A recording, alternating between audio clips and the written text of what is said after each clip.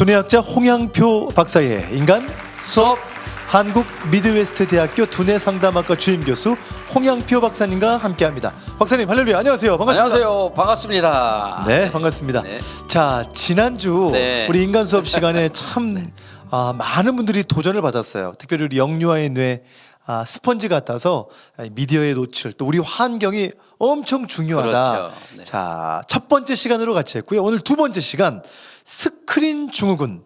아이는 어떤 모습을 가지고 있는가? 지금 이게 오늘의 네네. 주제가 될 것 같아요. 네, 박사님. 맞습니다. 지난 시간에 일단은 여러분 뭐 환경을 좀 바꾼 분들도 계실 거고, 그래도 TV를 안방으로 집어넣고 책장을 좀 열심히 갖다 놓으신 분도 하셨죠. 계셨고. 예. 네, 왜냐하면 듣는 게 중요한 것이 아니라 실천하는 게 중요하거든요. 저희가 주는 이 포인트를 반드시 실천해야 됩니다. 자, 그러면 두 번째로 그 단계를 넘어서 그럼 스크린 중독인 아이들은 어떤 현상이 있느냐? 예. 자, 이거잖아요. 아니 그래서 네. 사실은 우리 애가 그래서 스크린 좀 봅니다. 근데 뭐 그렇게 뭐 문제가 있는 것 같지도 않고 네. 과연 뭐 이렇게 근데 어느 순간 어느 포인트를 우리 부모님은 좀 지켜봐야 될까요, 박사님? 예를 들어서 이제 다른 중독을 한번 볼게요. 예. 알코올 중독인 사람은 네. 술을 매일같이 뭐 기절할 만큼 마시고 이런 것이 아니라 그렇죠. 이런 사람도 있어요. 매일같이 술을 몇 잔씩만 마셔요. 이 사람도 알코올 중독이거든요. 예. 그럼 이 사람이 중독인지 아닌지는 어떻게 봐느냐? 끊어봐야 알죠. 술을 끊어보면 못 참아. 발작을 해. 그럼 중독이죠. 얼마를 먹느냐 아니라 10병을 먹느냐 5병을 먹느냐 매일 2잔씩만 먹더라도 이걸 못 먹게 했을 때 발작을 하면 이건 중독이에요. 다시 말해서 이제 여러분 오늘 집에 가시면 자 오늘부터 우리 집안은 저녁에 핸드폰을 보지 못해 라고 한번 핸드폰 한번 놔둬보세요. 누가 발작하는가? 내가 발작. 내가 발작할 수도 있겠죠. 그 사람이 중독이에요. 네, 그러면 중독이라고 하는 거는 사실은 우리가 뭐 심한 말이잖아요. 그러니까 예. 중독보다는 이제 습관이 들은 거죠. 습관이 들면 당연히 그게 중독으로 갈 수가 있잖아요. 그러니까 뭐 중독까지는 아니더라도 습관이면 상당히 위험한 거거든요. 예. 자, 그러면 습관이 이미 들어서 이 아이는 항상 스크린의 생각이 스크린으로만 가는 거죠. 위험하잖아요. 모든 생각이 미디어예요. 자, 그런 아이는 어떤 애냐? 첫째 끊어보면 돼요. 얼만큼? 한 2, 3일만 스크린을 한번 핸드폰을 차단시켜보라는 거죠. 아이가 어떤 현상? 그랬더니 아무 문제가 없어. 그럼 괜찮아요. 도로 줘도 돼요. 2, 3일 지났더니 막 예민하게 공부도 안 하고 막 짜증 부리고 예민해진다. 그럼 당연히 이거는 이미 습관이 들은 거죠. 중도로 갈 확률이 되게 높은 거죠. 첫째는 끊어보면 돼요. 두 번째는 얘가 미디어를 보게 되면 예민해지기 시작합니다. 예민해지면서 미디어를 보기 시작하면서 도파민을 여기서 얻으니까 그 다음부터는 귀찮아합니다. 이제 세상 일을 귀찮아해요. 이제 이러면 또 우리가 한번 의심을 해봐야죠. 예. 그 전엔 아이가 막 나가서 노는 것도 좋아하고 막 좋아했는데 이제 어느 날부터 귀찮아. 엄마 밥 먹으러 갈래? 이제 안 가. 엄마 아빠 둘이 다녀와. 여행 갈까? 나 집에 있을래. 혹은 가더라도 별로 재미가 없어. 핸드폰만 들여다보고 있어. 엄마는 보여주러 왔잖아요. 얘는 이것만 보고 있잖아요. 그렇죠. 속이 터지죠. 그러니까 여행 갔다가 대판 싸우고 그냥 오는 거죠. 자, 이런 정도. 그러니까 아이가 어느 날부터 귀찮아하거나 의욕이 없다. 이거 분명히 위험한 겁니다. 왜냐하면 이미 도파민을 여기서 얻기 때문에 다른 거에서는 관심이 없는 거죠. 왜? 여기서 다 채워지거든요. 그렇죠. 그러니까 뇌로 말하면 우리가 몸은 음식도 먹어야 되고 다 하잖아요. 그러니까 배고프면 먹어요, 음식은. 근데 뇌도 먹어야 되는데 이미 미디어로 채우니까 다른 거에서 보고 듣고 읽고 말하고 쓰고 감각으로 얻어야 될 이 모든 것들을 차단되는 거예요. 그러니까 보는 게 귀찮고 말하는 게 귀찮고 읽는 게 귀찮고 쓰는 게 귀찮고 감각 만지고 보고 하는 게 귀찮아진다는 거죠. 그럼 이런 아이들은 우리 애가 이미 미디어에 습관이 길들어져 있나? 이거 중독으로 넘어갈 수도 있겠네? 이런 고민을 반드시 해봐야 된다는 겁니다. 이야. 사실은 요즘에 그 도파민 중독이라는 것이 네. 뭐 이거는 성인에게도 해당되는 단어인 것 같고요. 그렇죠. 또 박사님 말씀처럼 지금 한번 끊어보면 안다. 그렇죠. 그다음에 사실 이 모든 상황 가운데 예민하게 되는 이런 부분들을 우리 부모님이 아주 잘 관찰을 좀 해야 되겠네요. 그렇죠. 우리가 이제 처음에는 이제 뇌 안에 반복적 행동을 하게 되면 예. 습관이라는 게 만들어지거든요. 습관이 만들어지면 예를 들어 이런 거예요. 괜히 핸드폰 만지는 거. 아무 뭐 중요한 알죠, 전화도 안 알죠. 하는데 예. 괜히 만지작거리고 뭐가 왔을 것 같고 괜히 카톡 열어보고 문자 열어보고 막 이러는 거 있죠. 이게 습관이에요. 이게 위험수예요. 여기가 이제 위험한 거예요. 그런데 핸드폰이 호주머니에 넣고 있으면 잊어버려. 내가 핸드폰이 있는지도 모르고 막 하다가 나중에 핸드폰 왔나? 자, 이건 괜찮아. 이게 정상이에요. 왜냐하면 핸드폰에서 중요한 전화가 안 왔잖아요. 안 왔는데도 불구하고 계속 시간만 나면 이걸 바라본다? 이건 이미 위험한 거라는 거죠. 그러면은 내가 그런지 남편이 그런지 아이들이 그런지 보면은 한번 확인해 보면 돼요. 그럼 아이들이 아무것도 아닌데 계속 봐요. 그러면 또 이제 영상을 보는 애들은 영상 또 습관이 길들였을 거 아니에요.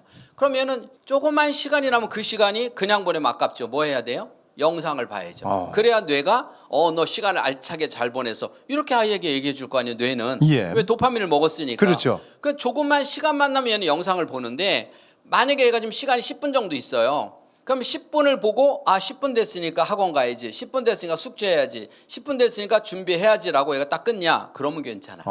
그런데 10분만 봐야지. 10분이 여유가 있어라고 봤는데 이걸 못 끊고 넘어간다. 이 사람도 문제가 있는 거죠.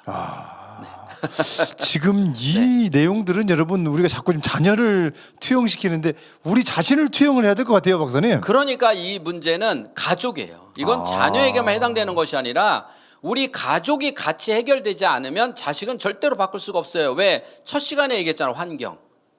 너 이거 바꿔. 그만해. 이게 아니라 환경 전체를 다 바꿔야 되는 거네요. 환경을 바꾸라는 건 무슨 말이냐면 아이가 어릴 때는 아이의 환경을 바꾸기 위해서 내가 해야 되잖아요.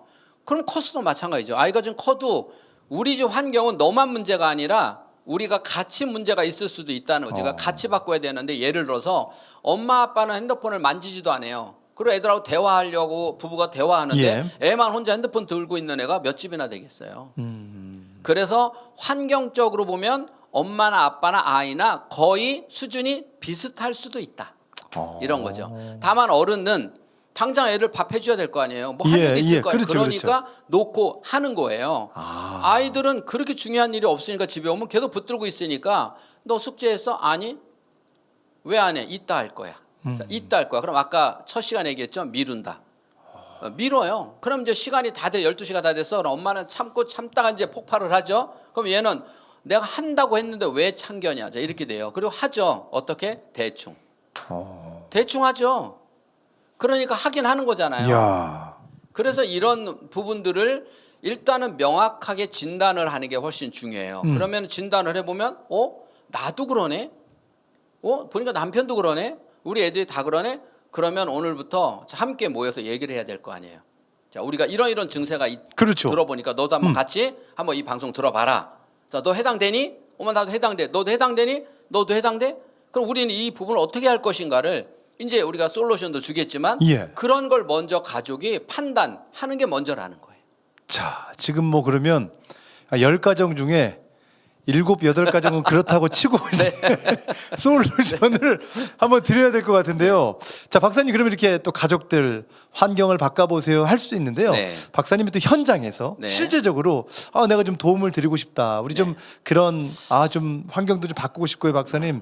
우리 가족들 좀 이런 마음들을 오늘 하나님 주시네요 할 때 어떻게 좀 고민하면 좋을까요? 저는 이제 센터에 이런 부분들 갖고 왔을 때 어떤 방법을 주기보다는 방법을 찾아오세요라고 역으로 줍니다. 예를 들어서 엄마 아빠에게 방법을 주면 이제 집에서 아이한테 얘기를 할 거 아니에요. 그럼 아이는 벌써 얘기하는 순간 이거 핸드폰 하지 말라고 단소리 그동안에 숱하게 들었던 100번 들었던 거에다 이제 101번째 듣는구나 이렇게 돼버리죠. 101번째 들으니까 그래서 아이와 함께 이런 부분 할 때는 아이도 같이 들어오라 그래서 같이 현상을 얘기해 주면 아이가 볼 때는 아빠네, 엄마네, 그럼 너도잖아. 자, 이렇게 서로 이렇게 얘기를 해요. 그럼 자, 우리 모두 가족이 이렇게 됐으면 그럼 이 부분을 어떻게 해야 될지 방법을 5가지를 한 주간 동안 계속 회의를 통해서 5가지의 좋은 방법을 한번 만들어 와 볼래? 그럼 내가 그 중에서 구체적으로 할 수 있는 방법을 줄게. 이렇게 얘기를 합니다. 그러면 아이와 엄마와 아빠가 함께 우리가 그럼 어떻게 이 부분을 고칠 것인가에 대해서 좋은 의견을 내놓을 거 아니에요. 자, 이렇게 자기들의 의견을 내놨을 때 집안 환경에 따라서 수준에 따라서 모든 사람이 다른데 내가 일률적인 방법을 줄 수는 없잖아요. 일률적인 방법을 주게 되면 지시가 되고 전달이 되니까 좋은 방법을 가족들이 찾아서 오고 그리고 문제가 그중에 괜찮은 걸 찾아서 그다음 실천 일기를 줍니다. 아니 박사님 그러면 네. 만약에 그 5가지를 좀 하라고 했는데 네. 그게 제가 볼 때는 아무리 봐도 성이 안 차면 어떻게 해야 돼요? 제가 볼 때 네. 그러면 1단계로 먼저 하라 그래요. 그게 되고 나면 그다음 2단계를 주는데 그거부터 아무리 중요한 걸 먼저 줬어요. 예, 근데 예. 그걸 실천을 못하면 아무것도 안 되니까. 그래서 아까 얘기했죠. 그다음에 뭐 준다? 실천 일기를 준다. 그러면 그거를 이제 아이와 엄마 아빠에게 줘서 우리가 오늘 이걸 어떻게 실천했다. 각자 실천했을 거 아니에요. 각자 써보는 거예요. 이야. 각자 써서 저녁에 혹은 이틀에 한 번씩 혹은 하루에 한 번씩이나 언제 가족이 만날 때 반드시 잠깐이라도 시간을 내서 각자 그 실천 일기를 이야기를 서로 나누도록 이렇게 솔루션을 줍니다. 박사님 사실은 지금 이렇게 여러분에게 이제 말씀을 드리지만 네. 야 이거 뭐 이상적이네요. 뭐 영화 같네요. 네. 여러분 지금 뭐 각자 다 생각이 다르시겠죠. 야 이거 해봐야 되겠네요 할 수도 있고. 그렇죠. 그런데 박사님 저희가 오늘 저희도 넛지를 한번 드리고 싶은 게 뭐 네. 이렇게 하셔야 돼요 하는 그 넛지도 되겠지만 네. 이렇게 가정이 바뀌어지고 환경이 바뀌어지면 네. 우리 박사님이 그동안 무수히 많은 임상을 봤을 네. 때 어떤 부분이 좀 확실하게 좀 바뀌어요? 예를 들어서 이제 아이들끼리 그렇게 서로 회의를 했을 때는 예. 이제 얘는 얘 나로 방식이 다르고 큰 아이 작은 아이 방식 다르고 엄마 아빠 방식이 달라요. 예. 그럼 이제 아빠는 예를 들어서 나는 회사에서 핸드폰을 이렇게 하고 있는데 이 부분을 이렇게 바꿔보겠다. 엄마는 나는 너네들 다 학교 갔을 때 집에서 이렇게 핸드폰 하고 있는데 이걸 바꿔보겠다. 얘는 난 핸드폰 갖고 학교에서 학원에서 집에서는 이렇게 하는데 이걸 바꿔. 이게 다 달라요.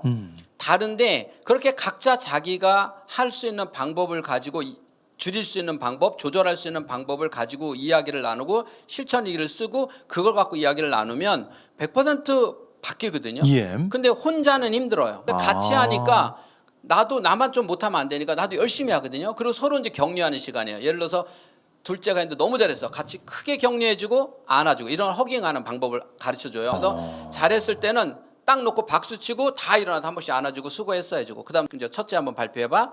발표했으면 다 박수 쳐주고 안아주고 그다음에 아빠가 발표하고 또 나도 안아줘 다 안아주고 엄마 해주고 이런 방법이 격려하고 칭찬하는 거예요. 이렇게 해서 서로 가족끼리 지적하고 비판하는 게 아니라 지금까지 그렇게 했거든요. 너 그것도 못해? 너 그렇게 하랬잖아. 제가 지시를 좀 이렇게 돼요. 그렇게 안 했으니까 넌 이렇게 될 거야. 그렇죠. 내 그럴 줄 알았어. 너 내 3일 못 갈 줄 알았어. 당신이 그러니 애가 그러지. 자, 이제 이렇게 되면 제가 방법을 줬는데 결국은 폭탄을 준 거예요. 가족 싸움. 그러니까 아이들이 할 수 있는 것, 어려운 거 하지 말라는 거예요. 니네들이 할 수 있는 것만 정해봐. 그럼 나는 아빠 숙제할 때만큼은 핸드폰을 옆에 없이 할게. 자, 하나만 결정해버려. 그리고 그걸 지켰을 때 격려하고 안아주고 꼭 안아주고 진심을 안아주고 칭찬해주고 그다음 한 명씩 돌아가면서 하니까 이게 돼요. 그런데 정말 중요한 건 가족끼리도 너무 좋아지더라는 거예요. 근데 제가 처음엔 저도 방법을 줬어요. 첫째 핸드폰을 이렇게 한다. 둘째 이렇게 해도 줬어요. 그랬더니 서로 다 비판하는 거예요. 안 되더라는 거죠. 네, 그리고 너 오늘 했어? 이렇게 돼버리는 거예요. 너 오늘 했어? 말해봐. 자, 이렇게 되니까 엄마나 잘해 엄마 못했잖아 이렇게 되니까 가족끼리 결국 폭탄 하나 넣어주게 되는 건데 제일 좋은 방법은 이렇게 애가 어리더라도 함께 이렇게 하게 되면 못했어요. 그래도 서로 안아주고 격려하면서 다시 한번 해보자. 자, 이렇게 하면서 우리 다음 달에 박사님한테 검사 맡으러 가야 되는데 한번 잘해보자 이렇게 서로 격려하면서 이렇게 하더라는 거죠. 여러분 오늘 이 방송 들으시면서 어떻게 보면 우리가 다 생각했었던 거 또 우리도 뭐 좋겠다. 그런데 오늘 여러분 이 방송이 그냥 저 멀리에 있는 좋겠다. 누가 하겠지. 나도 언젠간 저렇게 할 거야. 하지만 여러분 어떻게 시간이 이렇게 훅 지나가다 보니까 벌써 이렇게 여러분 2025년도도 네. 이렇게 시간이 훅 지나가고요. 맞아요. 이렇게 뭔가 해보고 싶어도 할 수 있는 시간이 없는 거예요. 네. 오늘 여러분 우리 박사님께서 마지막 코멘 한번 주시면 좋겠습니다. 연말만 되면 내년에 뭐 할까 뭐 이렇게 우리가 계획하듯이 이 방송을 듣는 순간 그래? 그럼 우리가 5월 달에 가정의 달이잖아요. 그렇죠. 이걸 한번 실천해 볼까? 그래서 작은 실천을 해보시고 또 안 되는 분들이 있어요. 그러면 다시 또 다른 방법으로 해서 계속해서 이야기를 나누면서 이렇게 해보면은 반드시 길이 있거든요. 아멘. 그리고 핸드폰이 중독으로 간다는 거는 반대로 빠져나올 수도 있다는 겁니다. 사람의 뇌가 점점 습관이 들어서 핸드폰 중독처럼 갔다는 거는 다시 반대로 습관을 길들이면 빠져나올 수도 있다는 거잖아요. 들어가는 길이 있으면 나오는 길이 있다는 거예요. 한 번 빠지면 못 나온다 아니라는 거예요. 와, 여러분 들어가는 길이 있으면 나오는 길이 있다. 있다는 거죠. 제가 다음 주 한 번 더 우리 스크린 증후군에 대한 말씀 나누고요. 우리 홍 박사님 내용 오늘 인간 수업 다시 듣기 원하시는 분들 샵 1069번 50원의 유료 문자로 인간이라고 두 글자 문자를 보내시면 영상 링크를 보내드립니다. 이 링크를 받고 나만 보고 끝나는 것이 아니라 여러분 가족들, 우리 교회 식구들, 멀리 있는 우리 가족들, 친척들 다 이렇게 자녀들에게도 공유하시면서 정말 그런 지혜가 우리 가정에 있기를 원합니다. 자, 인간 수업 지금까지 홍양표 박사님과 함께했습니다. 고맙습니다.